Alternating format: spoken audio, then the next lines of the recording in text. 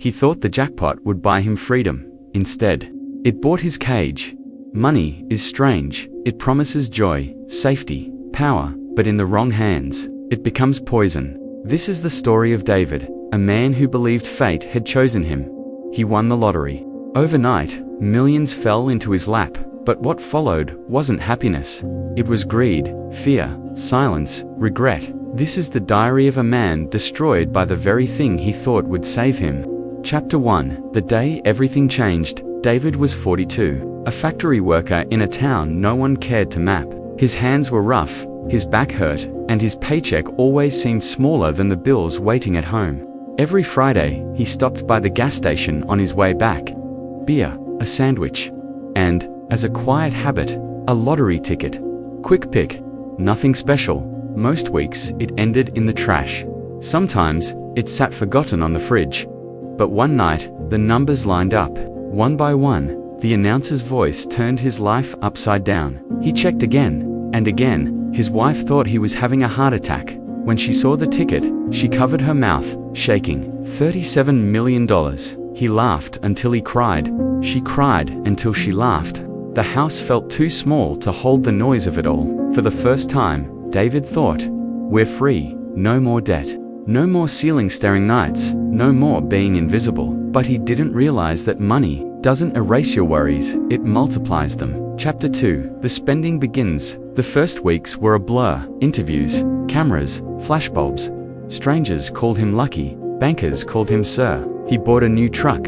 His wife picked out a mansion with pillars so tall they looked like they were holding up the sky. They took trips, beaches they had only seen on calendars, hotels with marble floors, dinners where the check looked like his old monthly wage. For the first time in his life, David tipped without counting the bills in his pocket. But something strange happened. The joy faded fast. The truck was shiny, but traffic still made him curse. The mansion was big, but nights felt emptier inside it. The trips were fun, but the plane rides were long, and he hated airports. Happiness slipped away like water through a cracked vase. No matter how much he poured in, it never stayed full. And then came the phone calls. Old friends, long-lost cousins, neighbors who barely waved before. They all wanted to catch up. They all had opportunities. He told himself he was just being generous, that this was what wealth was for, but he wasn't helping. He was feeding wolves, hoping they'd become dogs. Instead, they just grew hungrier. Chapter 3.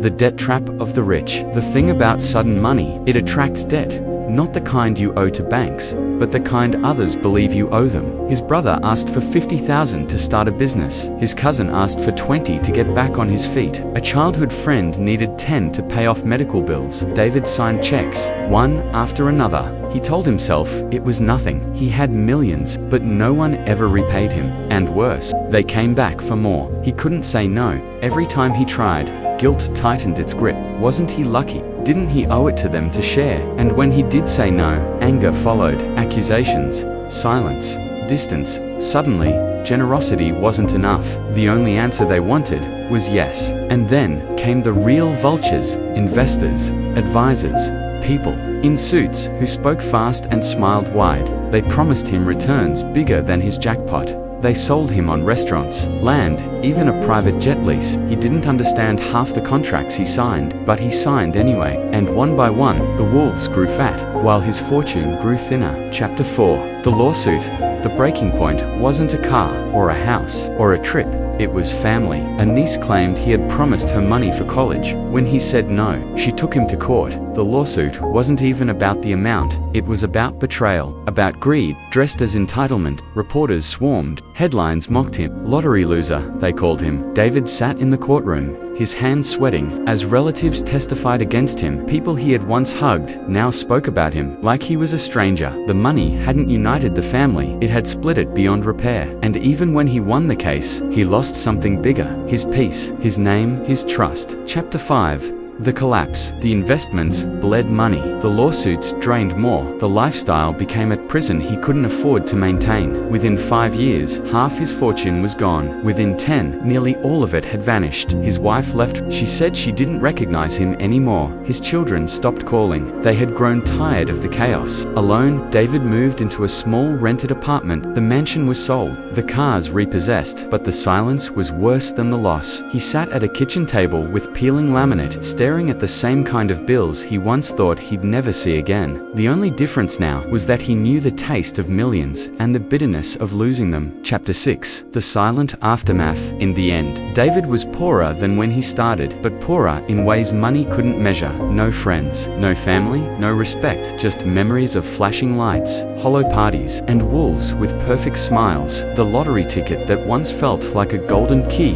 now felt like a coffin lid. He didn't just lose money, he lost himself. And that's the cruelest truth about sudden wealth. It doesn't change who you are, it only amplifies what's already there. If you are careless, it multiplies your mistakes. If you are generous, it attracts manipulators. If you are lost, it makes the maze endless. David thought he had won millions. In truth, he had bought his own destruction. Some debts are paid in dollars, others are paid in years. What about you?